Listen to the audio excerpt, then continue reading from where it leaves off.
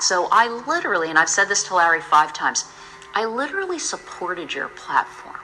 But your platform didn't have anything to do with reducing sentences of murderers or violent criminals. I thought this was about petty theft, small amounts of marijuana. One mother was talking about someone walked up and shot her daughter point blank in the chest. All full video, 23 months, pled down.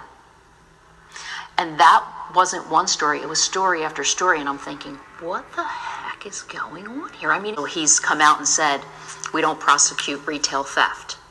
I had a friend call me the other night, he lives in North Philadelphia, and he says, I'm at my normal Wawa in North Philly. He says, kids are walking in and out there, taking whatever they want.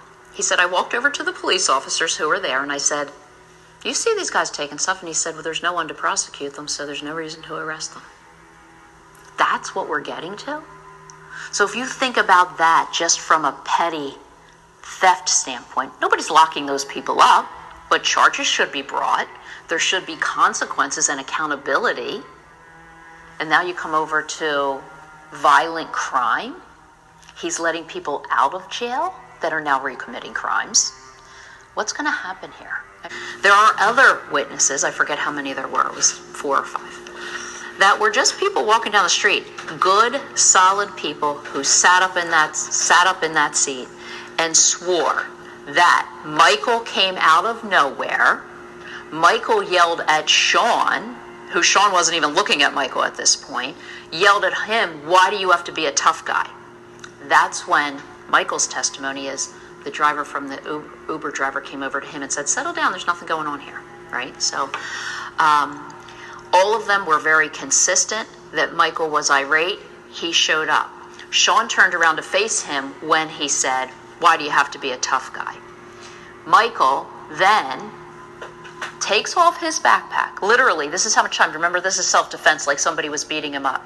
Not one person, said Sean, ever threw a punch. Ever. Touched him. Didn't even put his fingertip on him. At all. Every eyewitness. Michael opens his backpack, pulls the knife out and says, you want some of this? You don't want some of this. Sean goes and tackles him. Michael stops him. Now, Michael doesn't disagree with that. What Michael added in there, though, that no other eyewitness, not one, and all of them were asked the question, he said Sean made a racial slur. So Michael said that Sean turned around and said, after he said, why do you have to be a tough guy? Sean said, I'll beat the black off of you. The only person in that whole trial that said that was him and his lawyers repeating it 10,000 times. Every eyewitness that was asked the question if there was a racial slur, no. So Michael's the only one that heard this.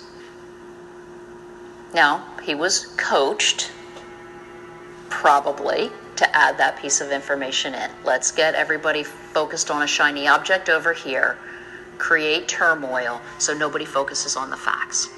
The facts are he killed him. The facts are no one touched him. No one touched him.